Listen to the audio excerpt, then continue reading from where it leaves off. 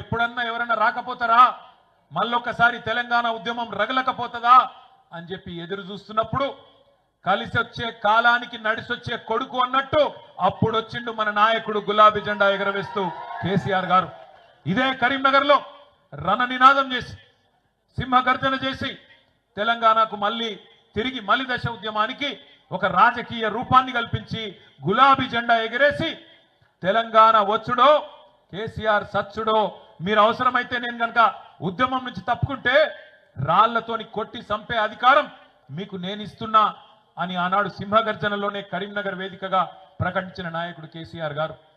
పదవీ త్యాగంతో పార్టీని ప్రారంభించి ప్రాణ త్యాగానికి సిద్ధపడి రాష్ట్రాన్ని సాధించిన మహానాయకుడు తెలంగాణలో కేసీఆర్ గారు మాత్రమే అనే మాట ఒకసారి నేను మీకు గుర్తు చేస్తా ఉన్నా. దయచేసి మిత్రులందరూ నేను కోరేది ఒకటే, ఇవాళ చాలా మంది చాలా మాట్లాడచ్చు. కేసీఆర్ గారు పార్టీ పెట్టినప్పుడు 2001 ఏప్రిల్లో ఎటువంటి పరిస్థితి ఉండనో ఒక్కసారి దయచేసి ఆలోచన చేయవలసిందిగా నేను కోరుతున్నా. ఆ రోజు కేసీఆర్ గారి వయస్సు కేవలం 46-47 ఏళ్ళు, చాలా చిన్న వయస్సు. ఒక రాజకీయ నాయకునికి 46-47 ఏళ్ళ వయసు అంటే అప్పుడప్పుడే ఆయన జీవితం బ్రహ్మాండంగా ప్రారంభమవుతున్న పరిస్థితి. ఇంకొక 20-25 ఏళ్ళు అప్పటికే మంత్రి పదవి, డిప్యూటీ స్పీకర్ పదవి, అన్ని పదవులు చేస్తున్నారు కేసీఆర్ గారు.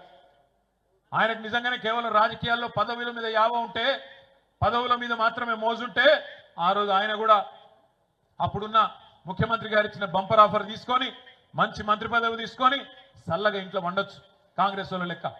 కానీ అట్లా కాకుండా అన్నిటికీ తెగించి తెలంగాణ నాయకులంటేనే తెలంగాణ ఉద్యమాన్ని పదవుల కోసం తాకట్టు పెడతారనే బదనాం ఏదైతే తెలంగాణ సమాజంలో ఉండేనో దాన్ని దూరం చేయాలని చెప్పి పదవి త్యాగంతోనే ఆనాడు తెలంగాణ రాష్ట్ర సమితి అనే పార్టీని ఆనాడు ఆవిర్భావం రోజే 3 పదవులకు కూడా రాజీనామా చేసిండ్రు కేసీఆర్ గారు.